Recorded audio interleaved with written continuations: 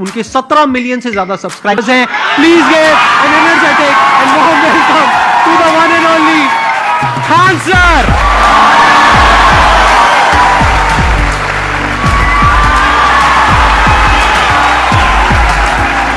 क्या हाल चाल जी, कैसे हैं आप?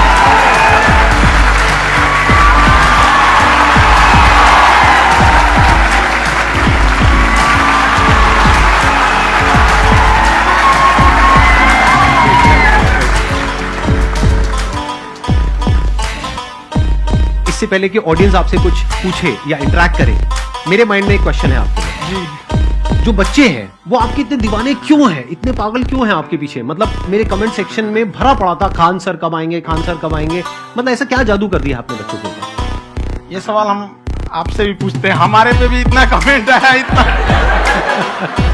मेरे तो ऑफिस में लोग चले आए कि सर कब जा रहे हैं।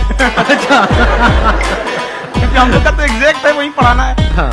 तो देखिए हम लोग का मेन है कि बच्चों को जो जरूरत रहती है कि अगर लड़का पढ़ने आया है उसके मन में कोई डाउट ना रह जाए। हम उसको कहते हैं कि हम तुम्हें पढ़ा रहे हैं, दम है तो भूल के दिखाओ, याद करके नहीं।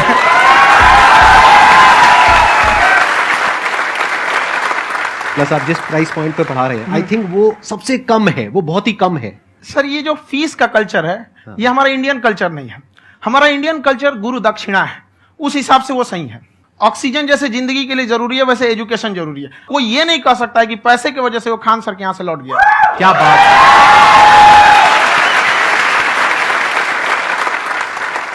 मैंने देखा कि आपका ये जो चैनल है कि ये पिछले 3 साल के अंदर अंदर ही ग्रो किया है। हमको जब चैनल शुरू हुआ तो एक दिन में हम 4-5 वीडियो बनाए।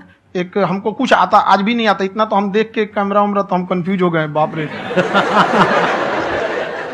तो हम एक ही दिन में वीडियो शूट किया, पढ़ाने वाला टॉपिक था हमको। उसके बाद कभी वीडियो नहीं, 6-7 वीडियो एक ही बार शूट कर लिए। और एक जो थे जिनका कैमरा वगैरह था, मेरे पास कैमरे भी नहीं थे उस टाइम, और कैमरा 35,000 का था। तो 6 महीना इसी में लग गया, जो 35,000 इसी में फंस जाएगा। तो उनके कैमरे से शूट किए, उन्होंने कोई चार्ज लिया, उसके बाद हम छोड़ ही दिए। लॉकडाउन लगा, तब हम कहें आप कैसे पढ़ाएंगे? वो तो 1 दिन 2 दिन करते करते अचानक लंबा हो गया। तब हमको याद आया कि ओहो मेरा एक चैनल भी है वहां पे।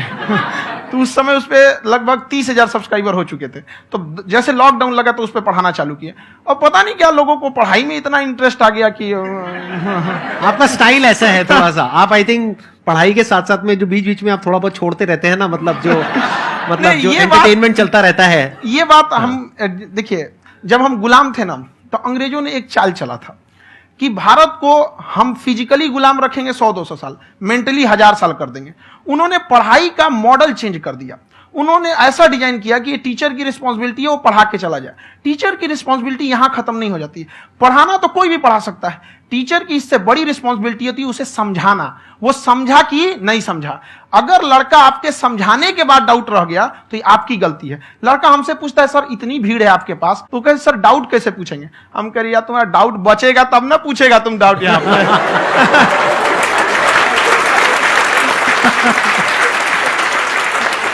कॉन्फिडेंस नेक्स्ट लेवल है खान सर का, मानना पड़ेगा। और शायद यही वजह है इनकी जो ग्रोथ है उसका। किसी ने शायद सपने में भी नहीं सोचा होगा कि पिछले 2 साल के अंदर अंदर जो आपके चैनल की ग्रोथ हुई है, जैसे आप खुद ही बता रहे हैं कि लॉकडाउन के टाइम पे आपके 30,000 के करीब सब्सक्राइबर्स थे, आज की डेट में 17 मिलियन है। और मेरा एक क्वेश्चन और है, इससे पहले कि ऑडियंस में से आपसे कोई क्वेश्चन पूछे, कि कई बार आप ऐसे भी टॉपिक्स टच करते हैं जो थोड़े से कंट्रोवर्शियल हैं या थोड़े से सेंसिटिव हैं, जिसके ऊपर बात करने की हिम्मत आई थिंक बहुत ही कम लोगों में है। तो आपको कभी ये नहीं लगता है कि कहीं ज्यादा तो नहीं हो रहा है, इसको थोड़ा रोक देते हैं, थोड़ा कम कर देते हैं? क्योंकि कोई लाइन ही नहीं है वैसे तो बोलने को, तो आप कुछ भी बोल दो, कितना भी बोल दो। हुई है कंट्रोवर्सी बहुत बार। एक्चुअली बचपन से हमको फौज में जाना था, और फौज वालों के लिए ये सब मायने नहीं रखता। उसको करना है मतलब करना है, तुम सामने कुछ भी रहो, डजंट मैटर।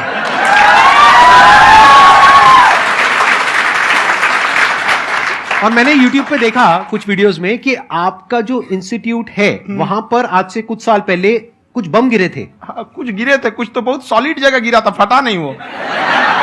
मतलब आपके आसपास? हाँ, बम को भी पता है कि टीचर की इज्जत किया जाता है। क्या बात है, क्या बात है। मैं समझ पा रहा हूं कि ये आपके अंदर जो एटीट्यूड है ये कहां से आ रहा है, क्योंकि आप बचपन से ही फौज में जाना चाहते थे तो आप जंग के मैदान में ही खड़े हैं एक तरीके से, बस फर्क यह है कि आपके हाथ में कलम है, हथियार ना हो करके। हथियार से एक आदमी की जान जा सकती है, हाँ। कलम से बहुत ताकत होता है। शिक्षा एक ऐसा हथियार है ना, हर कुरीतियों से लड़ सकता है, हर तरह की समस्याओं से, और ये एक ऐसा हथियार है, ये मेटल डिटेक्टर में भी नहीं पकड़ाता है।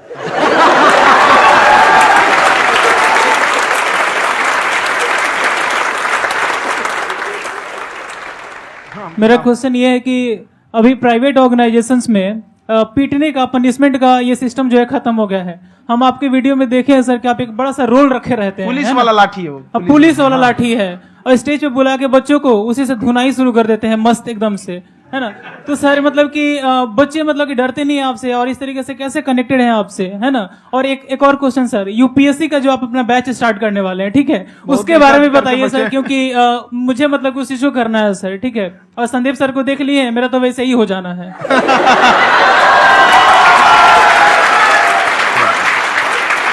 क्या हो जाना है? मेरा पूरा कंप्लीट करो। I'll be an IAS officer next year because I have seen you, sir. My day is like complete, sir. All the best. Thank you so much, sir. Thank you. पूरा बोला करो। Thank you. देखिए, लड़कों को जहां तक पीटने की बात है, जब पढ़ाने की बात आएगी तो उसको हम पूरे बेहतरीन ढंग से पढ़ाएंगे, लेकिन जब सजा देने की बात आएगी ना, तो वो भी बेहतरीन ढंग से होगा। ऐसा थोड़ी होगा कि बस एक ही चीज बेहतरीन ढंग से होगा। और डर का होना बहुत जरूरी है। ये डर भी अपने आप में एक मोटिवेशन है, क्योंकि जब आपके अंदर एक थोड़ा सा डर रहे ना, तो डर के भागिए मत। एक ऐसा डर जिसको आप लगे कि नहीं नहीं थोड़ा सा और करने की जरूरत है, फिर तो ये हम इसको क्रॉस कर जाएंगे आप। तो लड़कों के अंदर ये डर बनाना भी जरूरी रहता है। और रही बात यूपीएससी वाले की, जो आपने बोला, बहुत सारे लड़के वेट कर रहे हैं यूपीएससी की, क्योंकि 2-2.5 लाख फीस सारे लोग एफोर्ड नहीं कर सकते।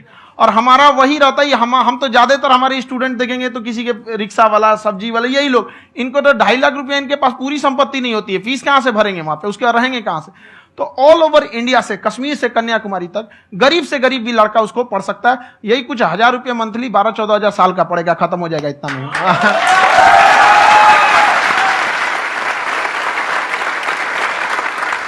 ये जो डंडे वाली बात इन्होंने कही, ये सच है? मतलब आप हाँ, सच में एक डंडा रखते हो पुलिस का ही है वो, और मारते हो? हाँ। कि मतलब अगर कोई लड़की छेड़ता है या ऐसा कोई भी उल्टा पुल्टा काम पढ़ाई करता लिखाई है, कुछ भी गलती करेंगे तो पिटाएंगे वो यहाँ पे, कैमरे पे, ऑन कैमरा, जैसा भी रहे, कुछ भी पिटाना तो उनको फिक्स है।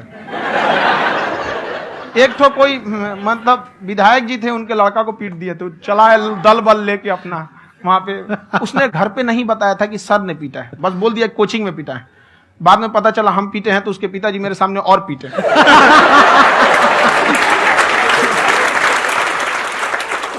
सर आपका सबसे बड़ा डर क्या है, आप दोनों का? फौजी को डरे नहीं लगता है, बाकी अफसर से पूछिए। आज के सेशन से पहले कोई डर नहीं था, लेकिन अब मुझे इनकी डंडे वाली कहानियां सुन करके डर लग रहा है कि कहीं मैंने गलती से कुछ बोल दिया और इन्होंने कहीं पीछे कुछ रखा हुआ है, और यही आ करके अगर इन्होंने मेरी पिटाई कर दी तो बहुत बुरा हो जाएगा। तो इसलिए हमको थोड़ा डर लग रहा है।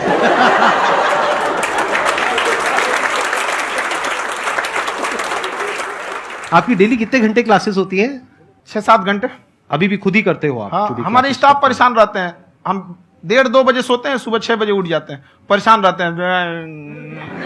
अरे इतना क्यों करते हो, है ना? कभी क्योंकि तो उनको कुछ भी नहीं साथ साथ करते। लगना पड़ता है ना। उनको साथ साथ लगना पड़ता है। हम जग गए तो कोई सोया थोड़ी रहेगा, परेशान रहते, दिन में सोते ही नहीं है, बेचारा कहीं कहीं जाके सोते रहता है। तो हम सीट बांध दिए कि भाई तुम इस समय सो जाना, तुम इधर सो जाना। आपकी शादी हो गई या नहीं हुई अभी? मेरी खुशहाली देख के आप आइडिया लगा सकते हैं।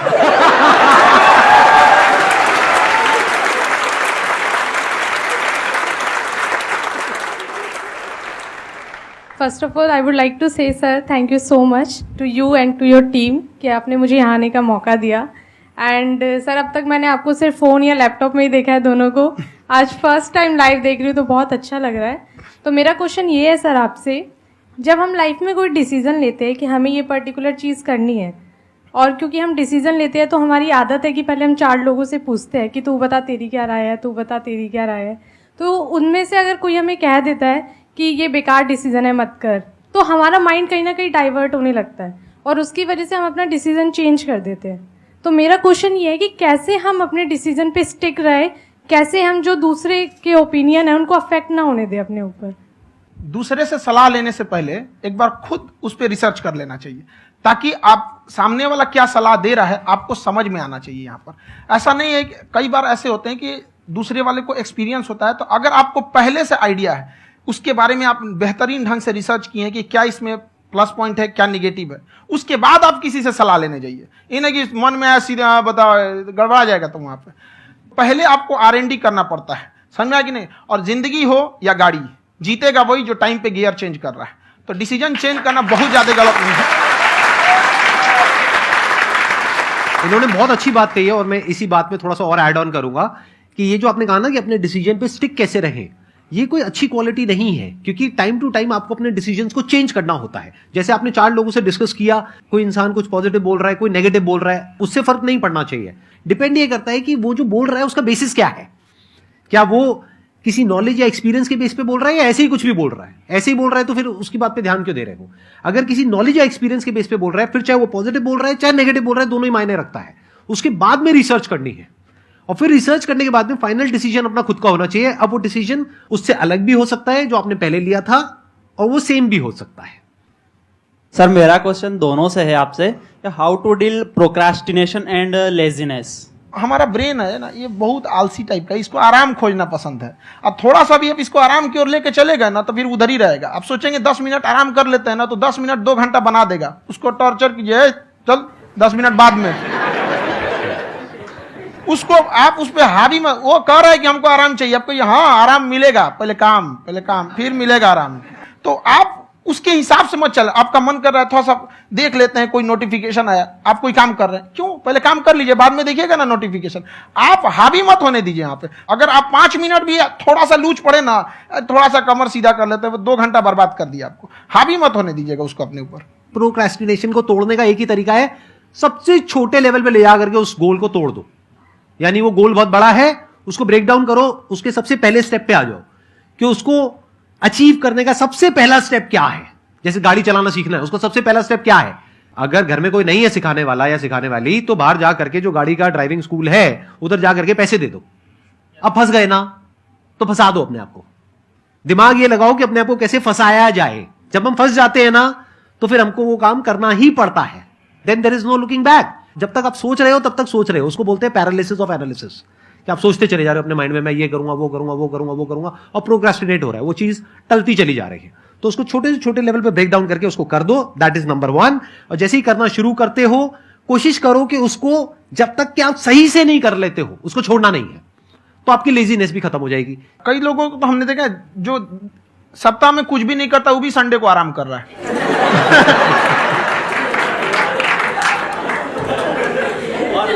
वैसे कहा भी जाता है कि अगर कोई काम आपको करवाना है ना, तो ऐसे किसी इंसान को दो जो बिजी है। हाँ। ऐसे आदमी को मत दो जो खाली है। ये परफेक्ट एग्जाम।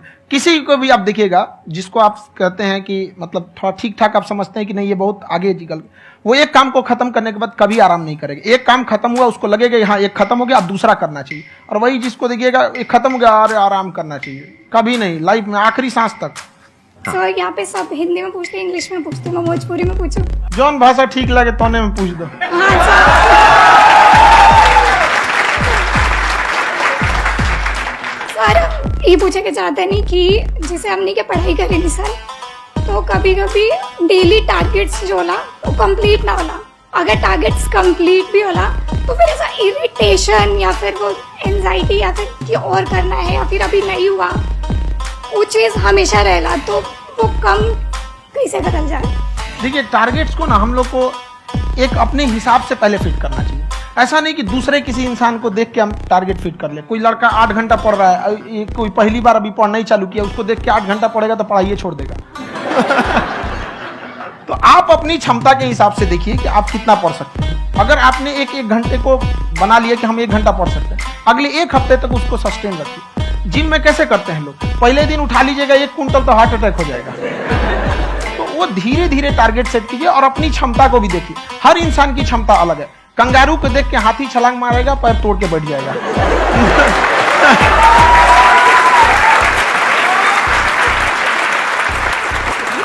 अब संदीप सर का मोटिवेशन देख के इसका मतलब क्या कि ट्रेन के आगे खड़ा हो जाएंगे, ढकेल देंगे तुमको। हालांकि ऐसा कर देते हैं, लेकिन ऐसा करिएगा लोग नहीं, क्षमता पता होना चाहिए।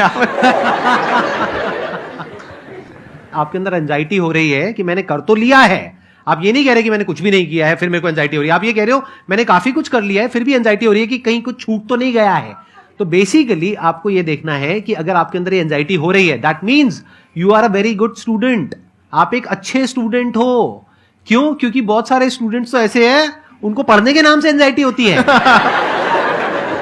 तो आपको एंजाइटी हो रही है कि मैंने पढ़ लिया, दिन में मानो 8 घंटे का आपने टारगेट सेट किया और 6 घंटे पढ़ लिया, या मान लो 8 घंटे भी पढ़ लिया, फिर भी एंजाइटी हो रही है कि मैंने 10 घंटे नहीं पढ़ा।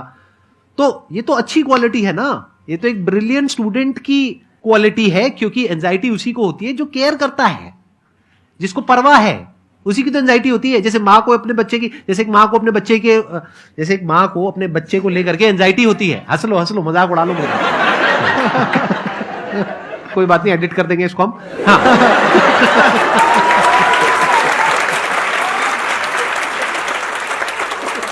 जैसे एक माँ है, उसको अपने बच्चे को लेकर के एंजाइटी होती है, थोड़ी सी भी तबीयत खराब हो जाए उसको एंजाइटी होती है, चाहे बच्चा ठीक भी है, डॉक्टर को नहीं होती है। क्यों? क्योंकि माँ को उस बच्चे से प्यार है। तो दैट मीन्स कि आप अपनी पढ़ाई को लेकर के सीरियस हो, इस वजह से आपके अंदर एंजाइटी हो रही है, विच इज नॉर्मल। जहां पर प्यार मोहब्बत होती है वहां पर थोड़ी बहुत एंजाइटी तो होती ही है ना। समझ रहे हो ना मैं क्या कहना चाह रहा हूं? आप लोग समझ रहे हो ना मैं कहां जा रहा हूं? जब वो किसी और से बात करती है तो एंजाइटी होती है ना।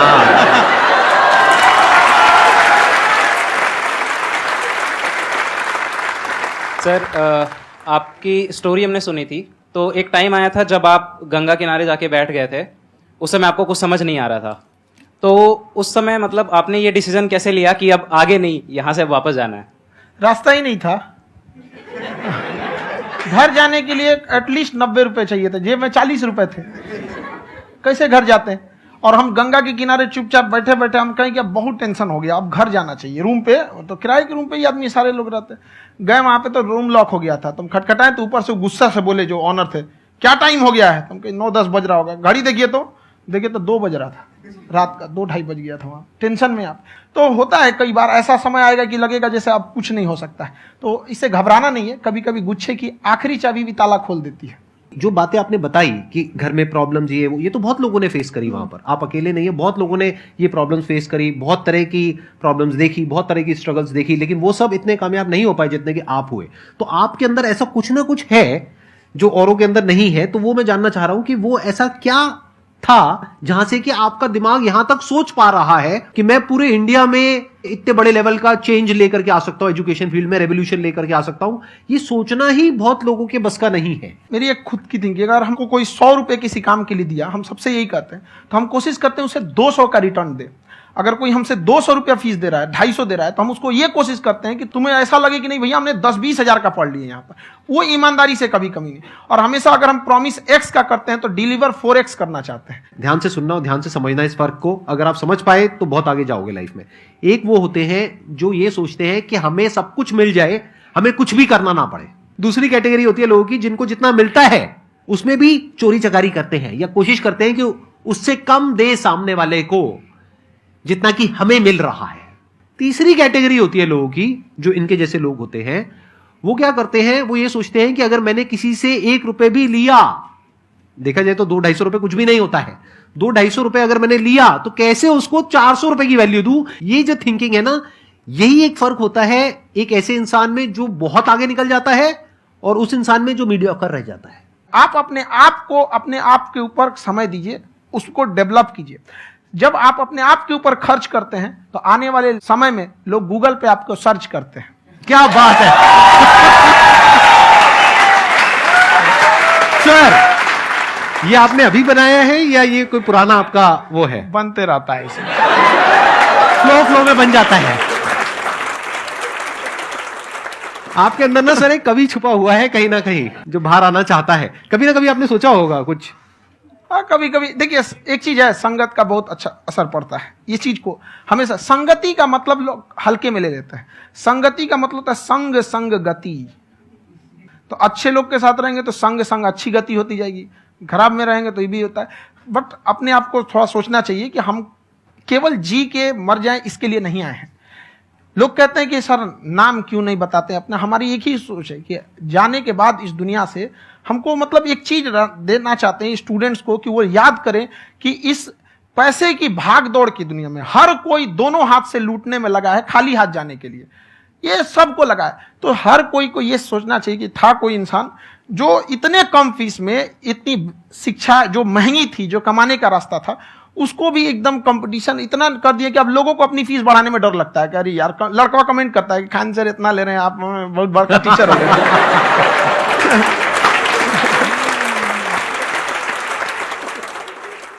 खान सर की एक क्लिप है, ये समय और समझदारी में बहुत फर्क होता है।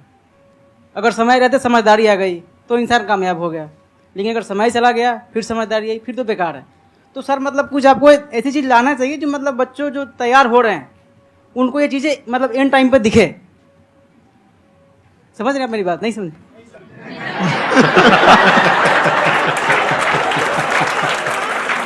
यही होता है सर का मोटिवेशन ज्यादा हो जाता है। जब आप स्ट्रगलिंग फेज में हैं तो कम से कम चीजों को अपने ऊपर खर्च कीजिए, ज्यादा से ज्यादा सीखने में खर्च कीजिए। अगर आपको राजा बनने का शौक है तो गुलाम की तरह मेहनत करना सीखिए, तब राजा बनना।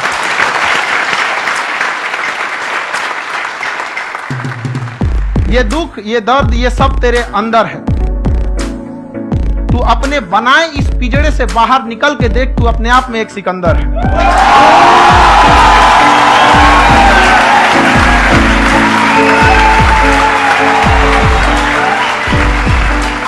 Thank you so much sir for coming. बहुत मजा आया मेरे को आपके साथ में इंटरेक्ट करके। आई एम श्योर आप लोगों को भी बहुत मजा आया होगा।